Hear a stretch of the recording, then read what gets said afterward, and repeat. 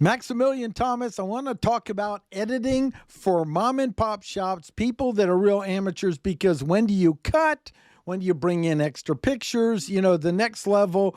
And it's such a challenging thing. And also, when do you just hire someone like you to do the editing? Because the next level, most of the time I just teach one cut, do it again, which is what we did in our video Toastmasters and, as the place to start. But I want to go to the next level. But before we start, just introduce yourself, tell them a little bit about your background. Can do. Thank you very much, Mr. Brossman. Hello, everyone. My name is Maximillian Thomas, um, sole proprietor of Optic Alchemist Videography here in Raleigh, North Carolina.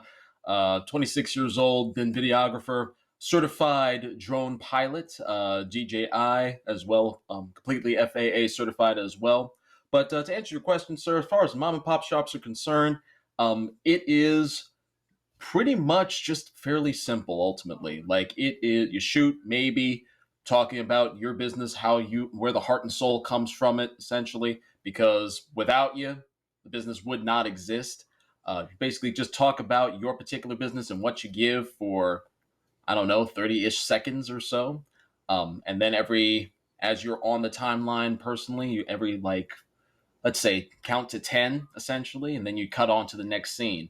So, for instance, when you add additional pictures, if you have somebody like, for instance, me blabbing on for like however many minutes, nice breaks would be very nicely included. So anything, especially as far as illustration is concerned. So if I say, and it's a wonderful summer day in Raleigh, North Carolina, you're going to have a picture, maybe a shot of the screen of either a summer day or the North Carolinian skyline or something to that particular degree. To answer the other question, when do you hire people like me? Well, that really depends on how much you actually want to do things yourself, ultimately. That's just how it works in any businesses or capacities whatsoever. But what I would do ultimately is I would sit down with y'all. You would explain to me how much and important your particular business is. Tell me what everything looks like and how you want everything to look. I would shoot it with you, and we could take as many takes as you want in the given time frame. And of course, I would then take whatever information, either B-roll, we'll explain that later most likely, or anything else in that particular sense as far as visuals are concerned, and we just put it all in a wonderful timeline with some nice, good, kosher background music, and there's your commercial. That's excellent. So let's first break down what you said. First is the idea of, if you're just starting out, possibly give yourself so many seconds of one thing and then go away.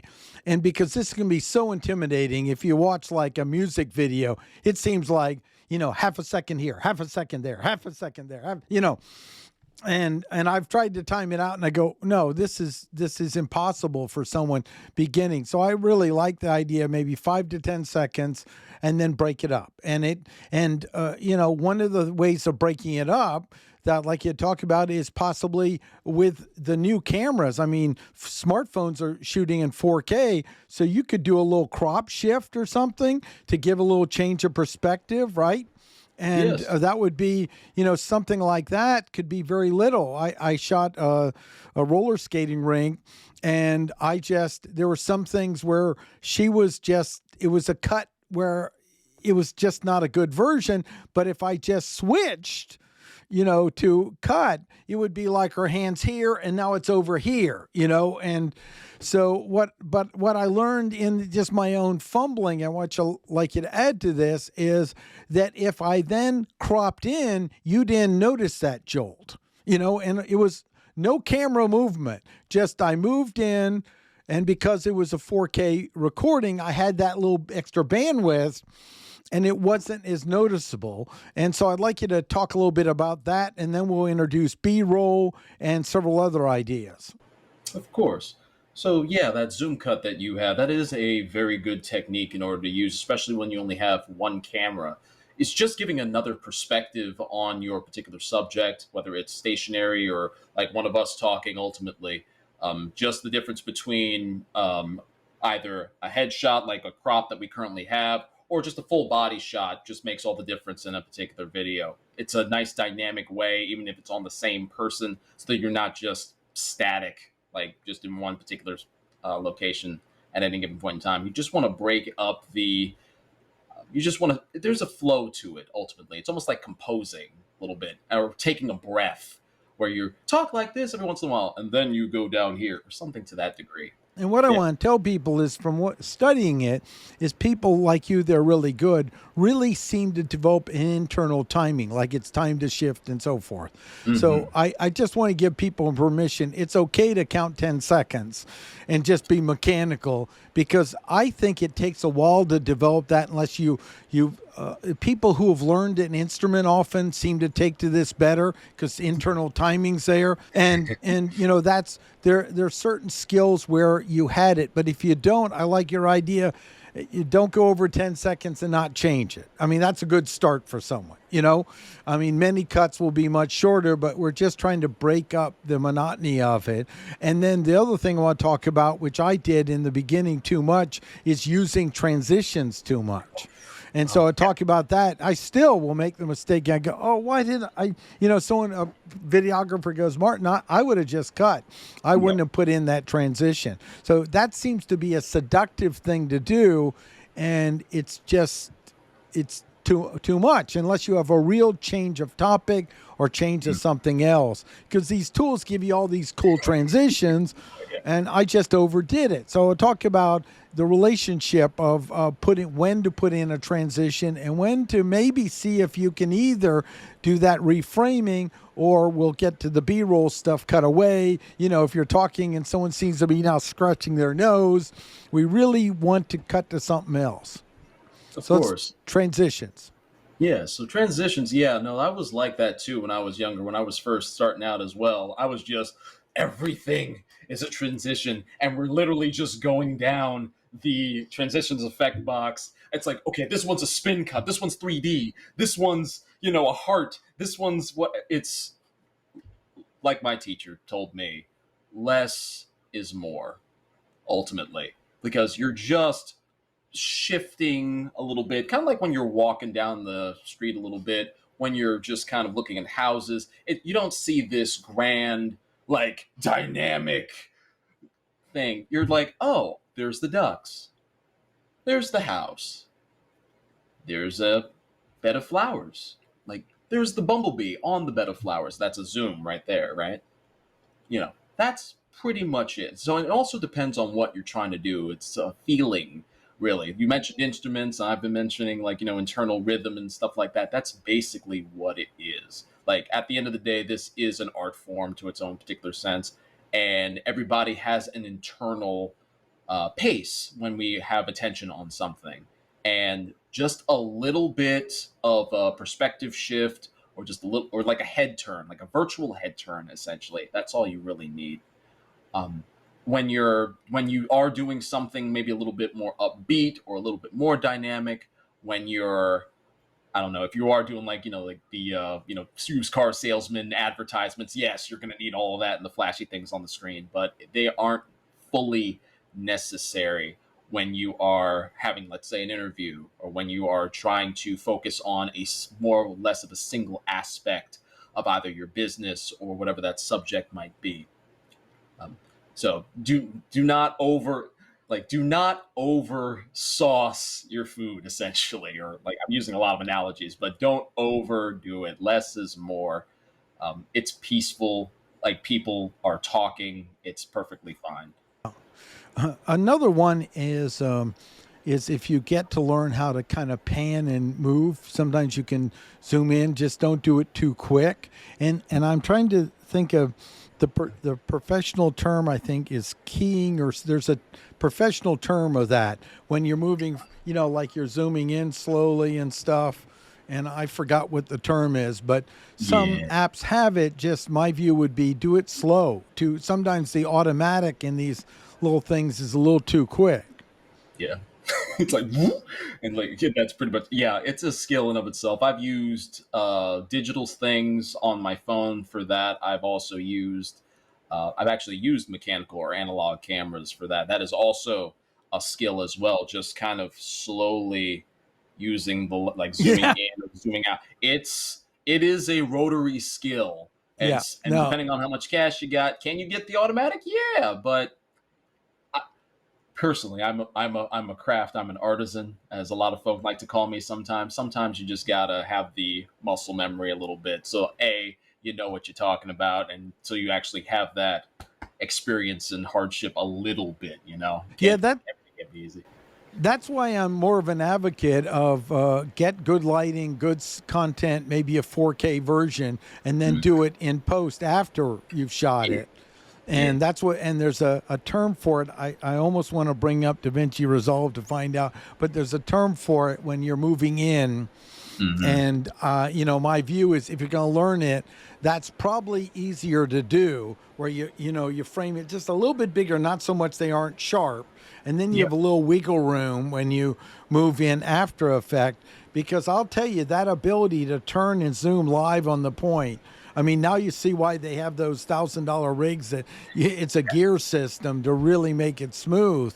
It's just easier to me. Shoot a little bit broader, and then you have a little wiggle room, but don't shoot so broad that your person isn't in good focus too. Right. And on the phone, of course, you press on it to make sure they're in focus, on most phones now. So that's really what I was talking about, is just that little bit of movement you can create in that, but do it slow. You don't want it too fast. So it's kind of sense there's something moving with it. Yeah, you don't want anything jerky. Like heck, the shake of your hands essentially on the camera, it'll pick it up, especially when you're zoomed in that particularly far, because now it's like any little movement is like a large movement on a very small scale.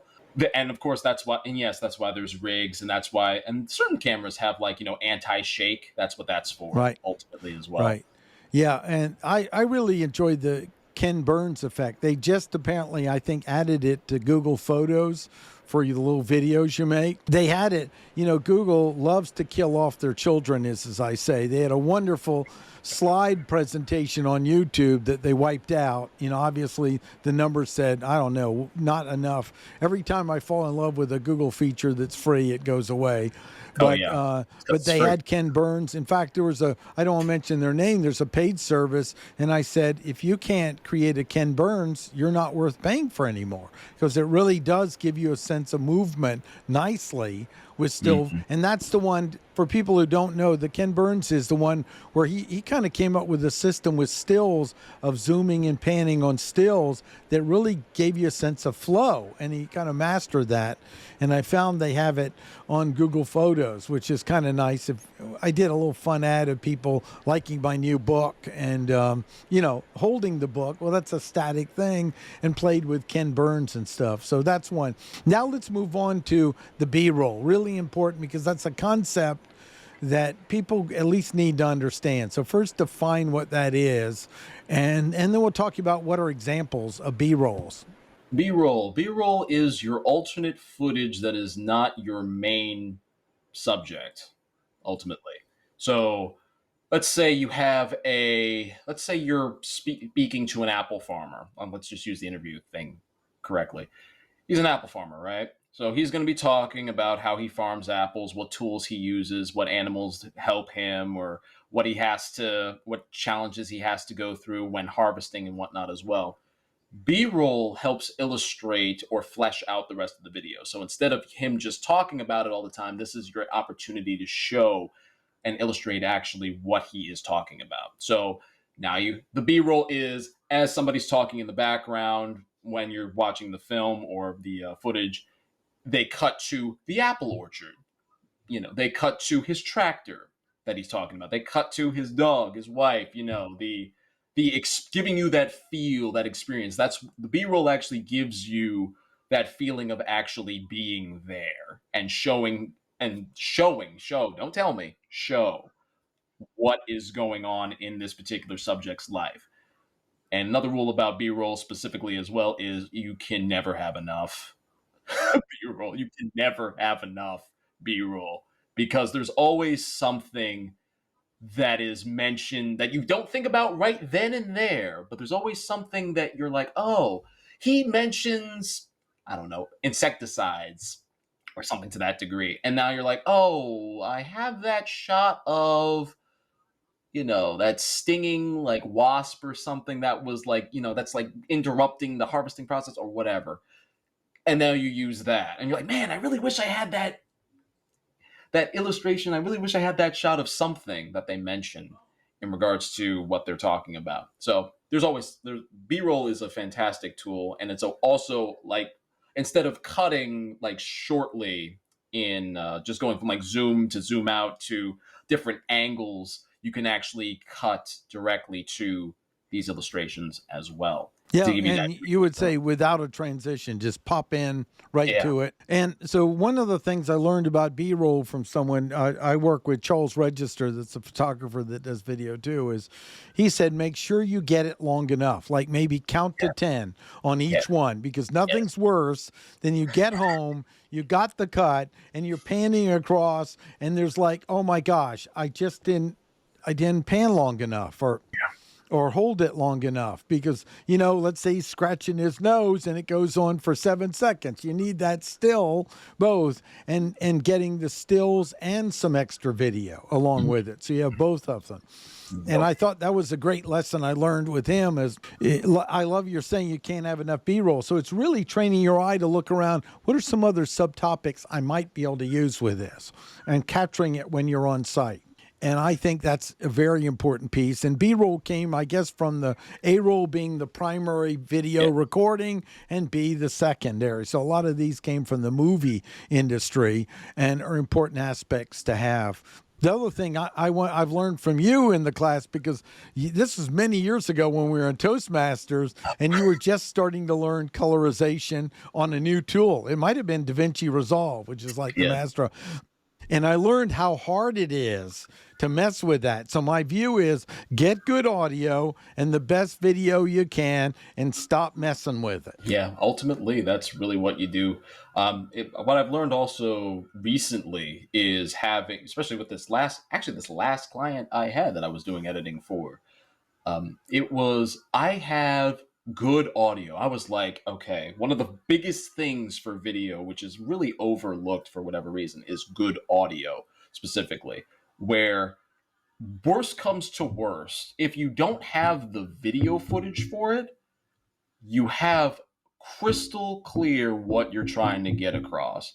You can throw up anything you want almost sometimes. Like, don't like throw up anything weird. But you can, if you have good audio, you can throw up a pristine or a blank background or just text where now it's just reading the text.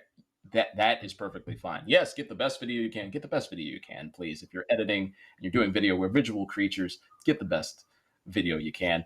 But audio, mic your subjects. Seriously, mic your subjects. Get something like, get good quality microphones. Nothing's grainy. Make sure that nothing's scratchy or anything like that.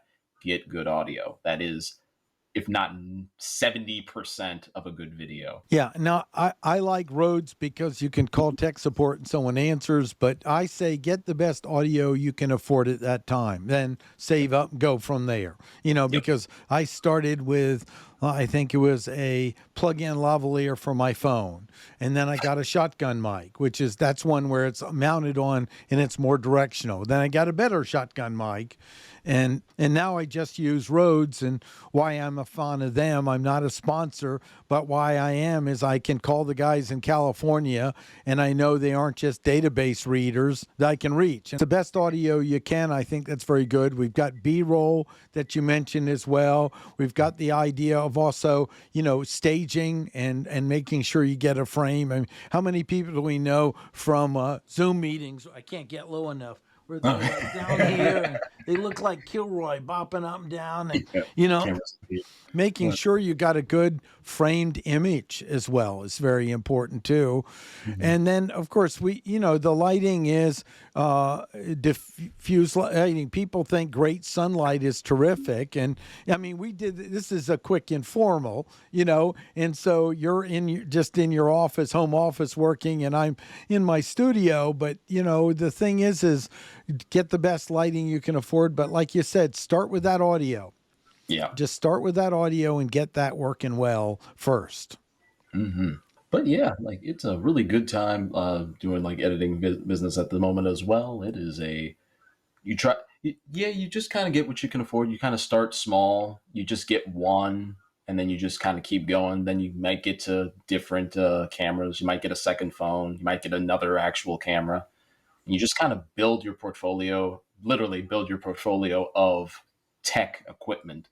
Get yourself a bag of it, and you just kind of go from there and just keep doing it. You'll get better over time. Now, I want to talk about audio because so many people have made the mistake of music overlay. And I almost want people at the novice level to stay away from it, because what they'll do is they'll either get something they don't have rights to and you upload it to YouTube and it's blocked, or Facebook or something else, or they mix it in too loud and it overcasts, or they think, oh, that's a tune on the radio, I'll leave it on in the background.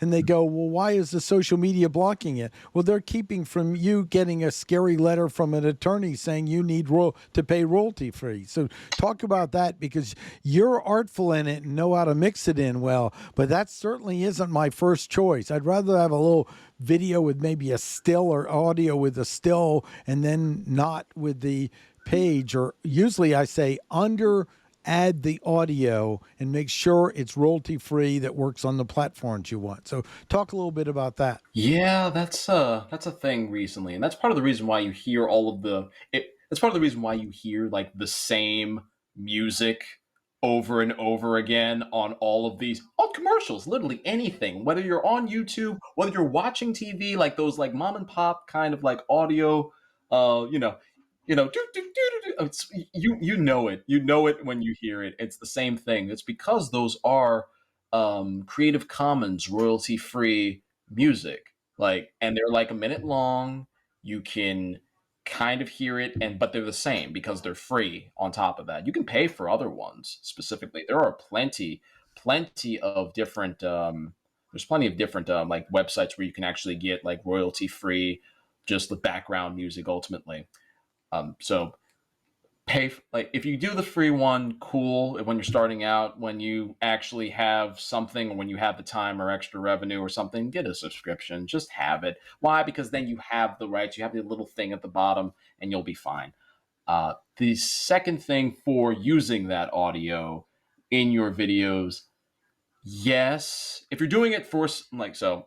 You let the companies handle what other audios you want them to have. But when you are putting in music for, let's say, you're doing like landscaping work, or you're just trying to do a little thing for yourself, normalize the audio. That's what the term is called, normalizing. So you basically, there's something in DaVinci Resolve where you click on it and it normalizes the decibels, essentially. Like it is going to go no louder than 7 decibels, whatever, on that particular sense. It should be where you are able to hear your voice or whoever's voice clearly, and then have that kind of in the background, undertone, whatnot. Do not blast it. Like even if no one is talking, it shouldn't really be blasting, like, or blowing out anybody's speakers in any way, shape, or form, because it's obnoxious. like lack of a better term, it's obnoxious. Yeah, But well, I hired my stepson to make a little track that's my music, so I know I own that right to it. yes. And that's great. That's like my branded tune. I put in when I want. What I've experienced is put it at half the volume, I think. And that always seems to work well. You know, it sounds like it's good here, and I cut it right in half. And then, because if I don't, people, you know, they're going to hear it on different devices and it'll overpower too much. But my general thing for a beginner is be very cautious in mixing that audio in. And there's several things, because just royalty free might mean you have the rights to use it one time if you paid for it, and there's royalty free where you have the rights to use it anywhere, but you need to give them credit in the text area. So you need to really pay attention which one you're using. Like even for YouTube, they have that whole area for music, but sometimes it says you need to put credit in the text and sometimes it doesn't. And so you need to understand this isn't a blank check, and it doesn't mean it'll work everywhere. I did something where I picked an audio on Instagram, and put it on Facebook, and it said, may not be heard in some countries. I'm okay with that. It works in the US and Instagram, but Facebook has their own library, and then Instagram has their own things.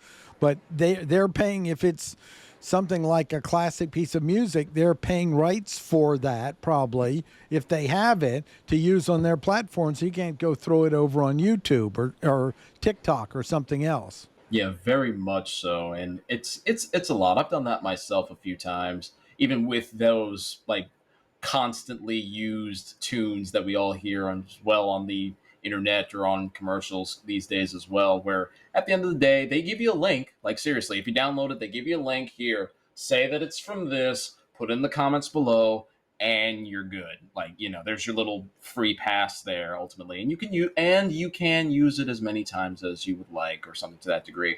If you have a subscription to Ben Sound or something to that degree, something you can they will give you a lot more options, and then not necessarily just choosing the mood and all that kind of stuff. You can do all that kind of things as well for audio. It is very like the rights thing when it comes to content creation can be a rabbit hole in and of itself, but as long as you stay in like the Creative Commons area, you'll see that it'll have like a big CC on it. Like as long as you use that, you're normally relatively okay for the most part. Yeah, it's really fun. Another thing that's beyond the skill of most people, but I'm just excited I learned about this, I learned from Charles Register, is the importance of sometimes recording the ambient sound of the environment for a minute or two. Yes.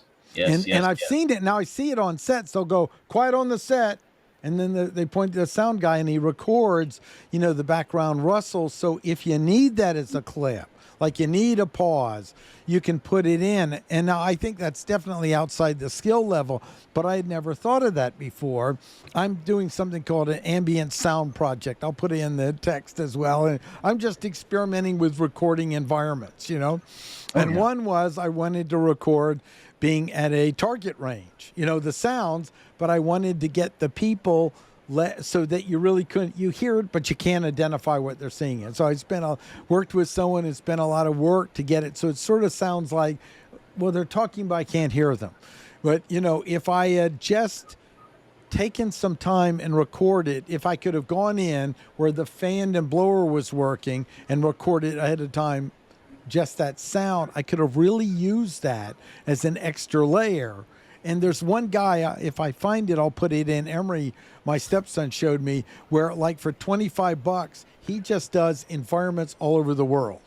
And you can use his library. I'll put it in it's really cool guy. And he's on Instagram, and he just, he'll like record crickets in Taiwan or something. And, and it's just ambient sounds. And I'm kind of excited to get that, to find out. But that's another nuance. Now, I recommend for people beginning, don't try to do that. Just try to get get your people trained that if they mess up, they give you a long pregnant pause before they restate. Nothing worse than I go, Maximillian, like that. If I go like that on your name, oh, that's a nightmare to cut. Right. Yeah, especially when you have a video along with it.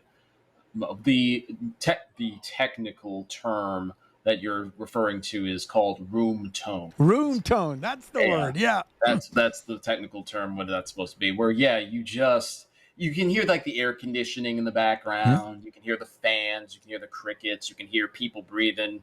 I'm like, you can hear people's heartbeat or whatever. Yeah, whatever it is.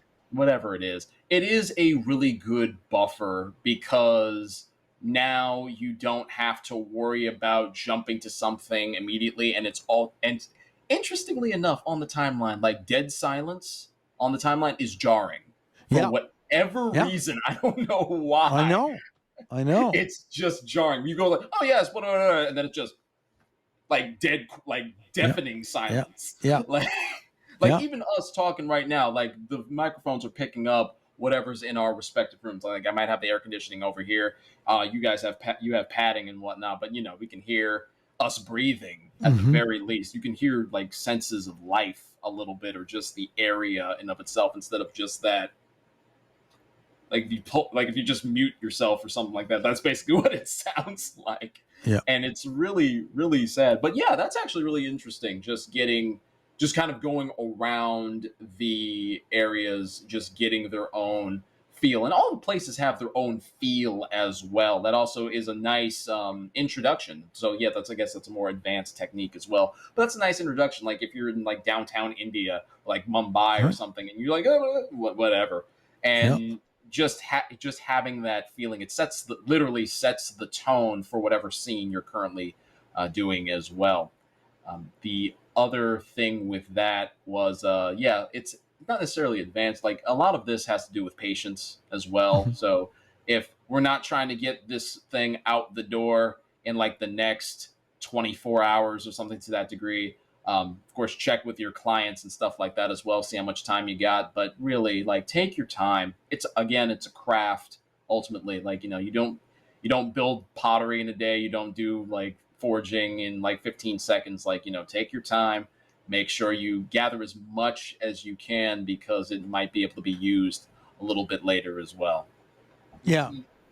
Well, I'd like to talk a little bit about what it takes to work with you. My mission is to interview a number of people that do video and different perspectives, because the truth is, if someone wants to do their own video, they're not going to hire a videographer. But the fact of it is there's a good mix of get a few high quality produced items, then capture ongoing moments on your own. I mean, you don't have to get it for that, but it is nice to have maybe someone telling their origin story and doing a good job of getting that polished or something like that. I know you've done a lot of those origin. I'm a big advocate in a small business of what I call the origin story.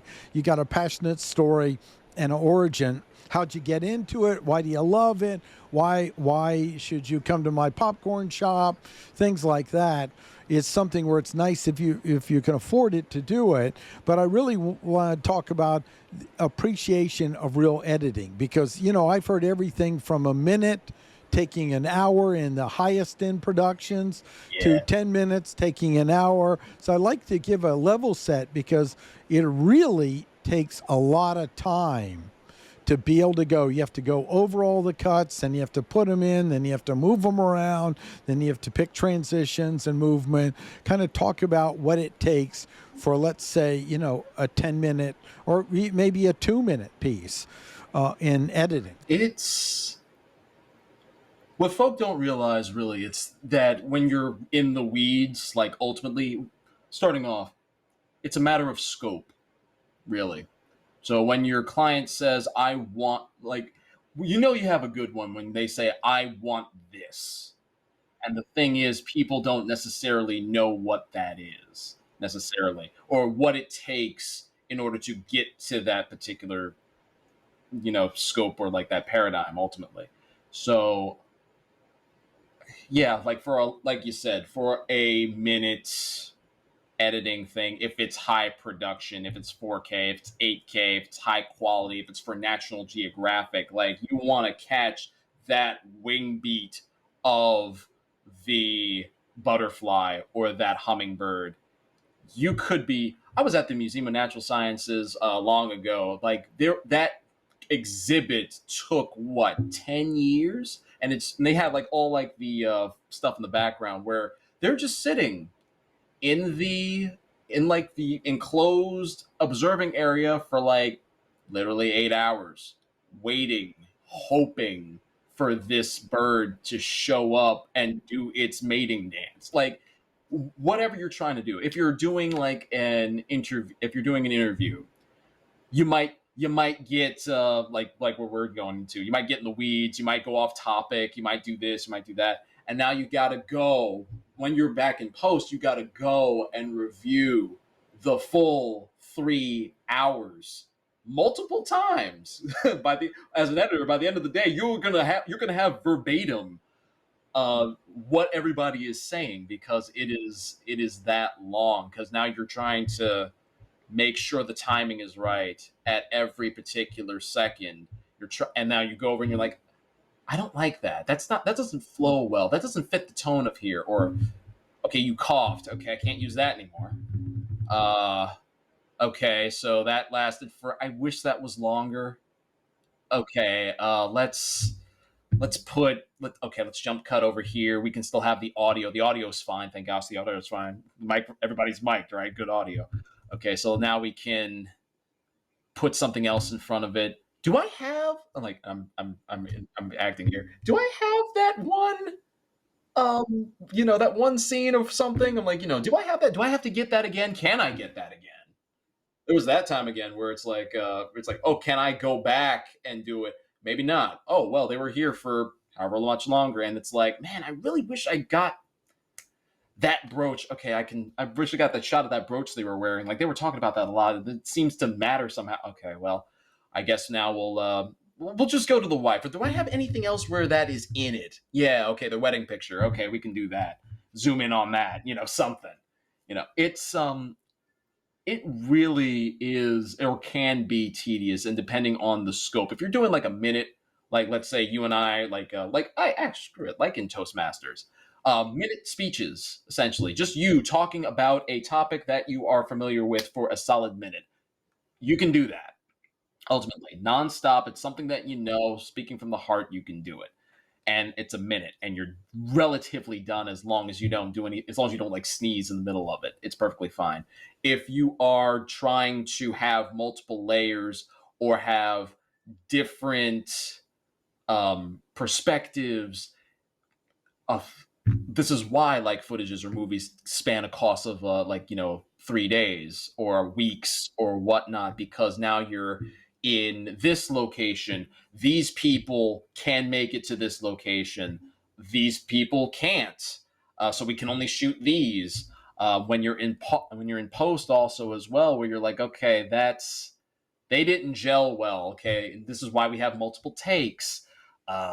There's a lot to go on when it comes to post as well. Just trying to fit that flow, trying to fit that purpose, that tone, that feeling, and kind of going back and forth on what you have. It almost not quite a science as well, but it's just trying to make use of what you have ultimately. And sometimes if you have 3 hours, because that one glory shot that you have, that golden hour shot you only got that 5 hours later.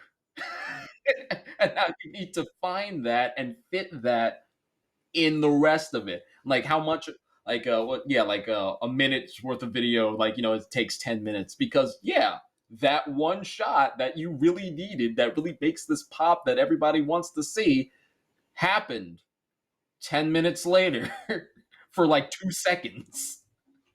So, you have to look. There's a lot of digging. It can be tedious. It can be, but I enjoy it. It's fun. I'm like, the editing got me, and it's a Yeah, fun you time. clearly love it, and you work with DaVinci Resolve now primarily, right? So Yes, I work with DaVinci Resolve as my primary editing software. yeah, I told you, I warned you, I'm going to be hiring you. I'm learning it now, so might get you involved in that.